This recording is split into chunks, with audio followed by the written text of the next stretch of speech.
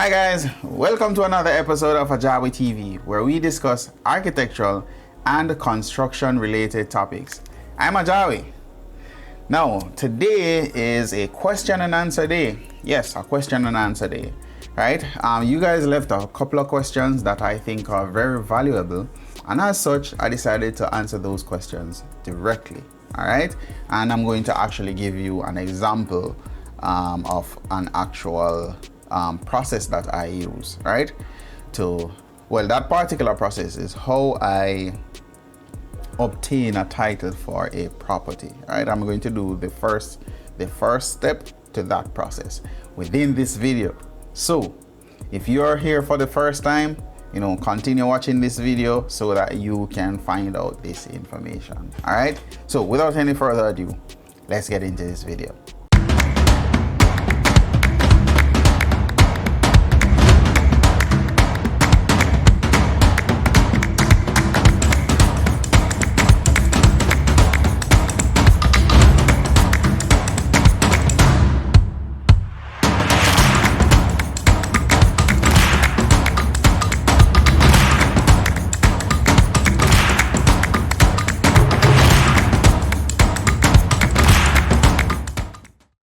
Alright guys, so you guys have left a couple of questions, right, for me to answer, and I find some of these questions really interesting. Now, I'm not gonna get to answer everybody's question in this particular video, so I just went through and I picked out a couple of questions that I felt that I should answer, and then I'm going to do so, right? There's no particular way that I selected the questions. I just randomly select a question, all right? So if I don't answer your question, just look in the comments and then you will see me answer your question. I try to answer your guys' question as much as possible. All right, so at this point of the video, I want you to hit the like, hit the subscribe, hit the notification bell so that you can be notified whenever I post videos just like this one. All right, it's very important because that's how YouTube will pick up this channel and bring it even further. And you like the information, right? So it's important we share. So that's exactly how we're going to share this information. All right, now let's get into the first question. Foxy 8030 asks if there's a leaking roof from a building within a gated community, to be exact, if it can be fixed, and they know that if they know that I would have to come and inspect the property in order to get it, give them a cost to do so. Anything can be fixed. Anything can be fixed as long as it is man-made, right? A man make it, so there's always a way to fix it, right? In some cases, the fixing process is more expensive than the actual construction process, so that's why sometimes people don't bother to fix certain things. All right, another question that somebody asked: how do you same Foxy 8030, how do you find the title for a property that you want to buy, and is it better if you select a lawyer to deal with everything? If so, what kind of lawyer? What kind of lawyer? Well, you have lawyers that deal with property acquisition, so you would probably want to ask your lawyer if that's his area. So I mean, you wouldn't want to get a criminal lawyer to be doing your property acquisition, but different lawyers do different things. So just ask your lawyer if it is that they specialize in that area or they do that area of law, and then they will be able to assist you accordingly. Now, how do you find the title? At the end of this video, I'm going to show you exactly how I find the title for a property. All right, so put this question on pause. I'm just going through and looking to see who are asking the question. Let's see the next question. How do you calculate the square footage of a building? Somebody asked that. I'm not seeing the name here if I go back, but anyways, how do I calculate the area of a building? and the person asks if you calculate both the ground floor and the first floor. That is exactly correct. That is correct. You calculate the ground floor and the first floor whenever you are trying to get the total area of a building or the square footage of a building. So if the ground floor measures 1,000 square feet and the upper floor measures 1,000 square feet, then you add the two of them together, so that structure is 2,000 square feet. Now, whenever you're doing your actual building submittal, there is a little trick there in order for you to save a little money. It might not be a lot, but every dollar counts, because the parish council really charge you for livable space or for enclosed spaces, right?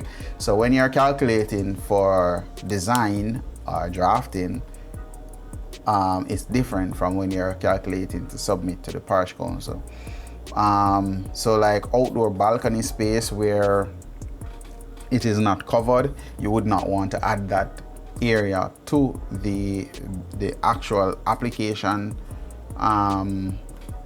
document, because for example, you're submitting a building that is 2,000 square feet in total, as in covered space, balcony space, the stairwell and stuff like that. Now when you're submitting that drawing, you want to take out voids that are in the floor, you want to take out the area for that balcony, so that you're not charged for those spaces that you're not going to necessarily use. All right, and that way when you're doing your actual building submittal, it is cheaper that way. All right, I hope this information gets to you. So that's a valuable information right there, because sometimes you save a lot of money.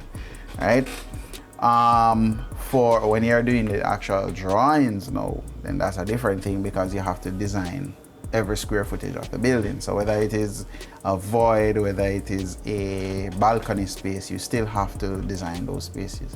So the architect, the engineer, the architectural technologist will not subtract those spaces from the building, because those are spaces that has to be designed. All right, so I hope that one answers that particular question. All right, so another question that somebody asked is, for the building that we prepared on Cleveland Avenue, they're asking if in order to go into the basement level, do you have to go outside or do you have to go from the inside of the building? The answer is both. You can go in it from outside or inside. There's a entry on the balcony space at the back of the building, and there's an entry space from the kitchen, right? So there's two entry into the basement space. Also, for emergency purposes, windows are of a certain size and they're of a certain distance off the ground. So if there is an emergency and you need to exit, then you can exit from a window space or the stairwell, right? So yes, those things are taken into consideration. This was a drawing that was approved by the parish council, so certain things has to be in place. Whenever you submit a document to the parish council, you have to understand that there are multiple people that look at that document for different reasons, right? The reasons might be access and egress, sewage disposal, structural, overall design, whether design will be positively affecting the area or negatively affecting the area, and all of these considerations are very important in order for you to get an approval. Why? Because at the end of the day, the parish council does not want to approve a set of drawings that will negatively affect the population, right? Now, a lot of people have a lot of things to say about that particular development, but at the end of the day, you have to understand that different people will like different things, and that is why sometimes I don't comment on certain questions that are asked. Why? Because you might dislike it, but other people like it, and I'm not going to bash you for not liking what you see. Because a lot of people, they're like, you know, the fixtures are outdated and they don't like so much wood and all of that. Yeah, I understand, and that's your honest opinion, and I appreciate your opinion, but I'm not going to bash you because of your opinion. The development was done in that particular way to appeal to a particular type of people, and we must understand that nothing is really, wait, I say, unaffordable at the end of the day, right? It is not affordable to you. That simply means that it is not for you. So for example, me, I'm not going to go into Porsche and cuss them to say, oh, them car not affordable. It's affordable to somebody, so it's just not affordable for me. So that's one of the things that I always think about whenever somebody comment about, you know, any particular design that I do. It's not going to appeal to everybody. Everybody is not going to like it, but over time, because you have buildings that in the world that architects create, that technologists create, and for years they don't like it, and then another century, a couple centuries pass, people don't like it, and then all of a sudden people like it, right? So I just have to understand that, and your criticism is important.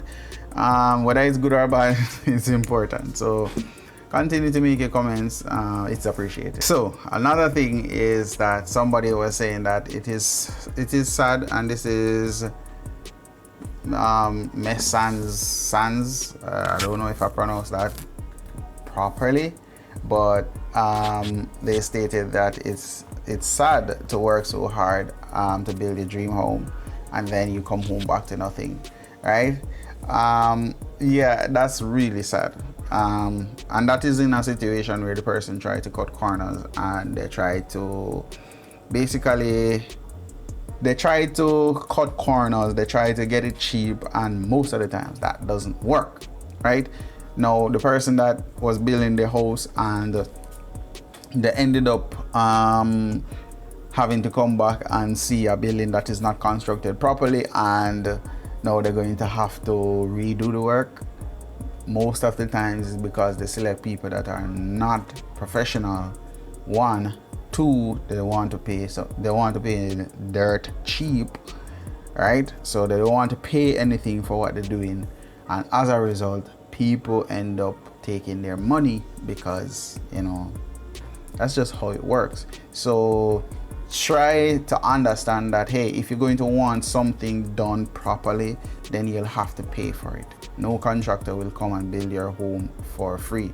Now, mark you, there are people who, you know, rip off people, just genuinely rip off people, but it's up to you to take the necessary steps to ensure that that doesn't happen to you, right? And there are I've said a lot of things that you can do, in my opinion, to minimize that risk, but at the end of the day, you know, there are people that can possibly go around them, but if you're smart and if you're patient enough, you can go around these things. For example, I'm working on a couple things now, right? And my process is that whenever somebody comes to me, right, or say somebody from the channel call me, I will say to them, you know, I normally do appointments based. I normally speak to people based on appointments, so please go and select an appointment so that I can organize myself for that particular time. I will probably say, you know, your appointment costs X and Y, but it will be subtracted back from your total, and this now helps me to really serve the person appropriately, and so that at the end of the day, I know that they're satisfied because I took them through a set process. As long as they go through that set process, then it's okay. But sometimes people even, like, they're texting me and I'm in a meeting, right? And I'm like, okay, let me just, if it's like a 2-second answer, I'll just answer the question, right? But as soon as I say, you know, set an appointment, they're like, yeah. So you just have to understand that. All right, now I'm gonna show you how I get a title for a property, right? Anybody can do this, right? If you call me to do it for you, then I'm going to have to charge you for it, because at the end of the day, I have to pay my bills, right? And you guys know that. So let's get into this aspect of things. All right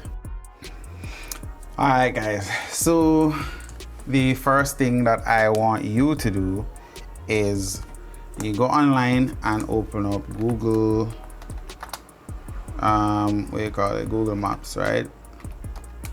Enter. Right, something is in my eye.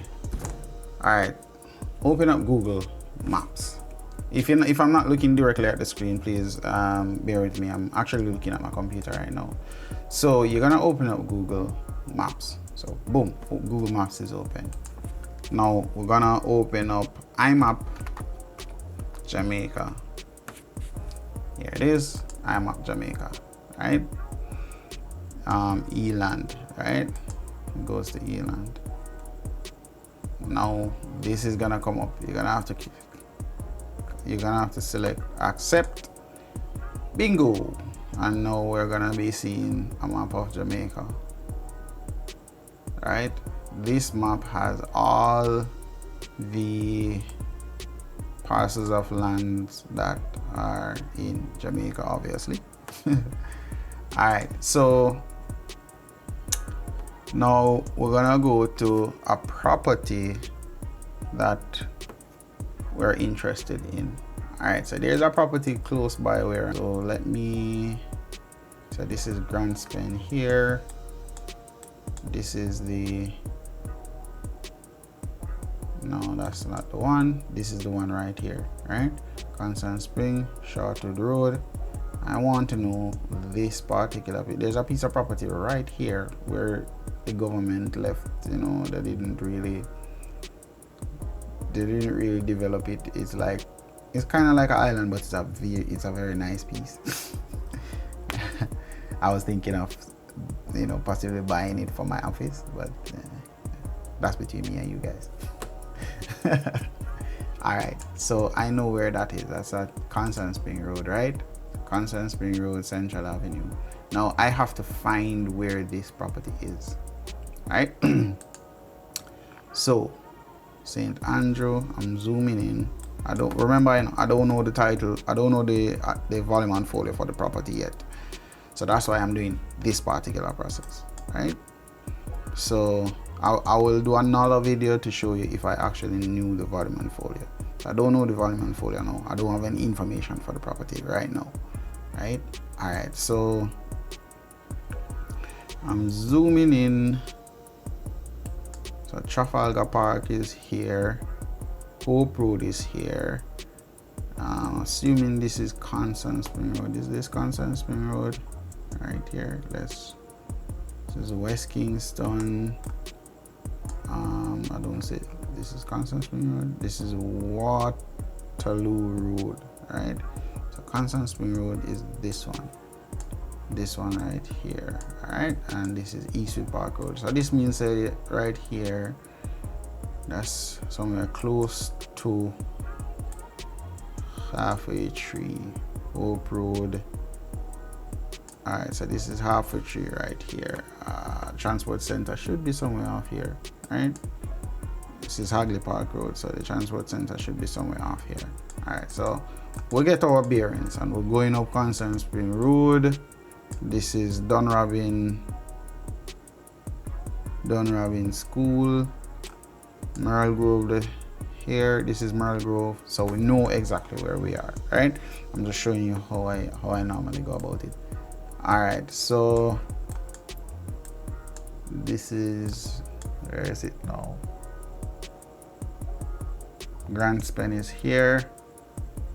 Shortwood Road is here. Now this is the property that I'm looking for, right? Because see there, Central Avenue, Shortwood Road. This is the property that I was looking at a while ago. So if you reference it back to here, you'll realize that it's somewhere here that I want to find the information for, right? So this is the property that I'm looking for. Now if I click on this property, right? So I click on it, information just come up, right? The title reference is 840, and so which is the volume, and the folio is 64. So if I go to the titles office now, I can give them this information. The land valuation number. So if you have the valuation number, you can also get it. So you can